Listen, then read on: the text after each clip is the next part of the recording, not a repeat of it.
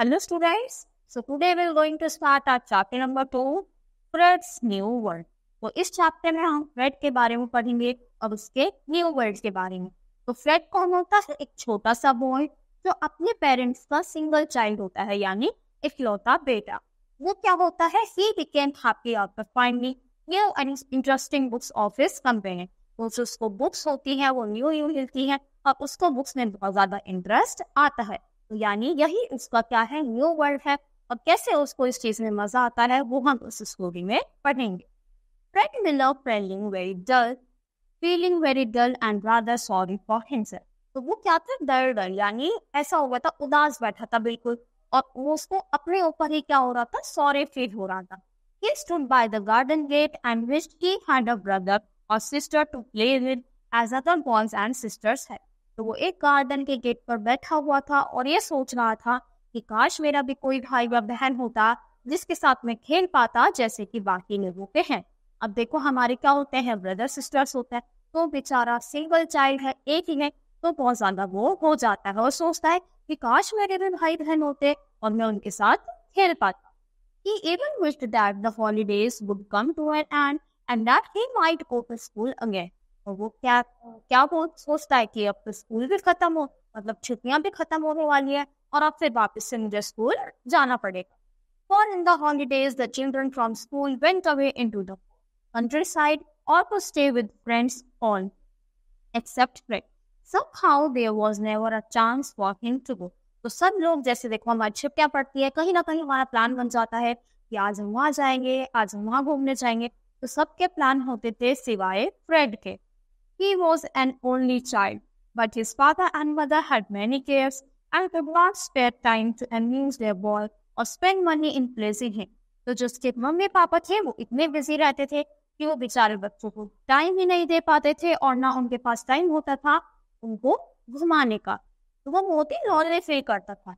You must play in the garden and not run about the streets, Mr. Miller would say when he went off to his day's work. तो जब उनके पास आते थे वो क्या बोलते थे कि तुम कहीं बाहर मत जाना, यहीं पर आसपास खेल लो। तो यानी इसके मम्मी पापा बिल्कुल भी टाइम नहीं देते थे और ना उसके कोई भाई बहन था। वो बेचारा अकेला घर में बहुत ही ज्यादा बोर हो जाता। Perhaps he did not quite know how tired a boy might grow of being in the same little plot of ground all day and every day. उनको ये नहीं पता था कि जो छोटा सा बॉय है ये कितना ज्यादा परेशान हो चुका है अपनी इस किसी लाइफ से, बोरिंग लाइफ से, कि डेली की डेली वहीं बैठो, कहीं मत जाओ और लोनली यानी अकेलापन को महसूस होता था। Fred was thankful when there were errands to be done. It was better to fetch clothes or potatoes from the shop than to play by himself. But the errands were soon over, leaving him face to face with the old question, what shall I do? Fred called Mrs. Marshall. One day she lived in the next house to Mr. Miller's. Can your mother spare you to the library for me? तो क्या थे? उसके पड़ोसी थे और पूछते हैं वो यही क्वेश्चन पूछते हैं, या फिर तुम क्या कर रहे हो? तो बेचारा बैठा रहता था, कुछ भी जवाब नहीं होता था। पर फिर वो बोलते, क्या तुमने लाइब्रेरी के बारे में सुना है? क्या तुम कभी गए हो? तो ये सब उसके बारे में बात होती।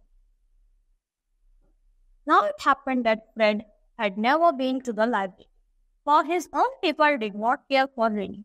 तो देखो अब फ्रेड को नई चीज पता चली, लाइब्रेरी के बारे में पता चला कि अच्छा ये जैसे अब देखो हमारी नॉर्मल लाइफ है, हम एक ही चीज करते हैं, तो जब हम एक्सप्लोर नहीं करेंगे, बाहर नहीं जाएंगे, तो हमें उन चीजों के बारे में नहीं पता चलेगा।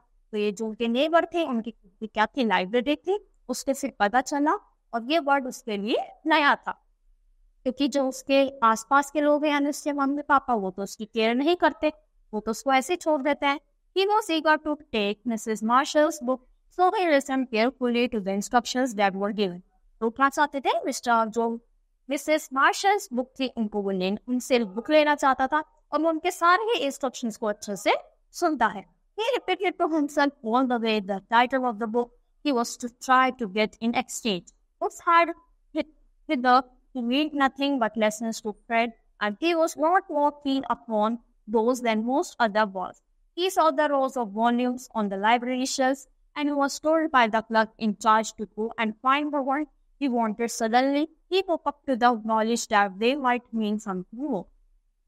He opened one at random It was full of pictures. He began to read. It was about strange places and people, about the dense forests and great rivers of some part of land, and the wonderful creatures, birds, beasts, and fishes to be found there. तो उनको बोलते हैं कि कोई सी भी बेटा देखो क्या होता है, लाइब्रेरी तो बहुत बड़ी होती है, ऐसे शेल्फ्स बनी रहती हैं और ये सब में बुक्स ऐसे अलाइंड होती हैं।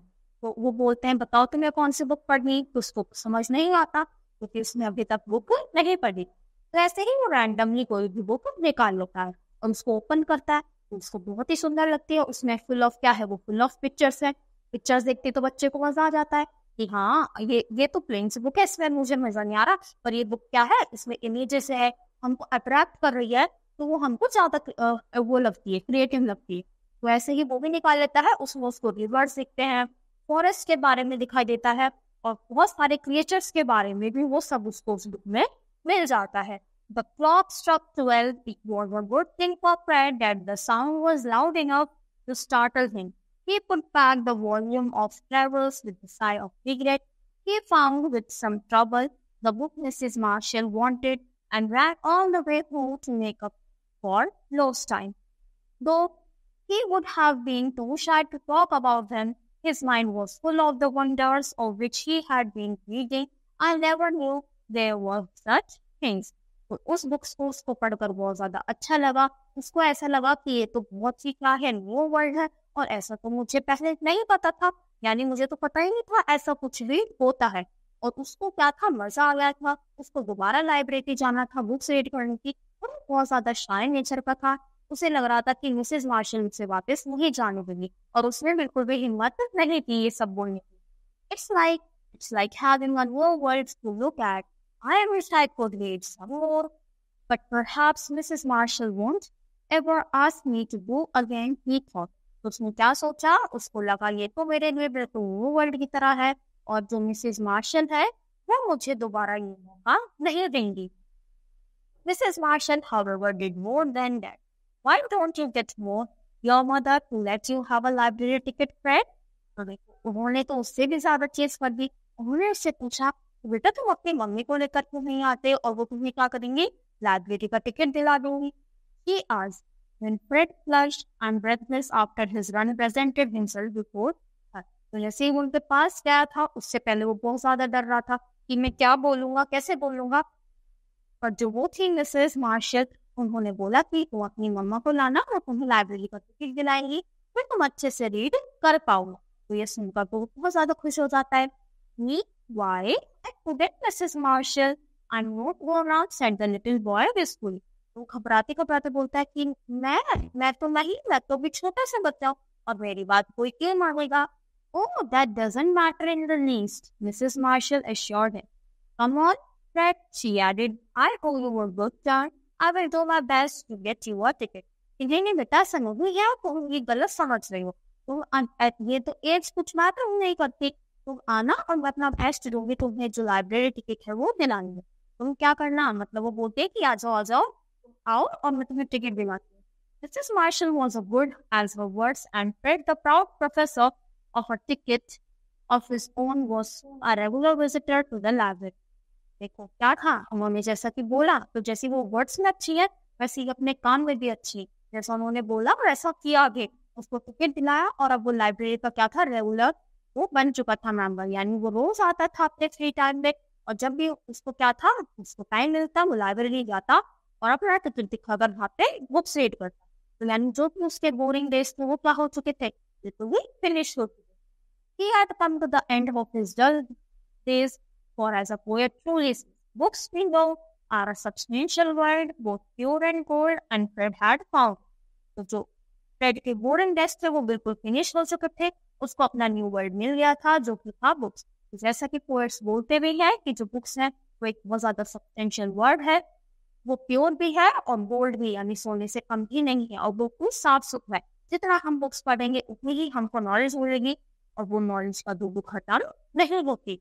तो और जो चीज ये है ये पोएट बोलते हैं ये लाइन, और जो कि वो फ्रेड को मिल चुकी थी, यानी हमसे समझ आ गया था मुझे अपनी लाइफ में करना क्या है। वो अकेला बोल रहता था, ब्रदर सिस्टर नहीं थे, पर अब उसको ऐसा कुछ भी नहीं लगता था क्योंकि वो बहुत ही ज्यादा उसमें क्या रहता था, बिल्कुल ही लगन से पढ़ता था, यानी और किसी चीज के बारे में उसे नहीं सोचता। तो जो फ्रेंड्स थी, जो भी कुछ था, ब्रदर सिस्टर, वो सारी की सारी उसके लिए बुक्स बन गई। I hope you understood this chapter. That's all for today. Thank you.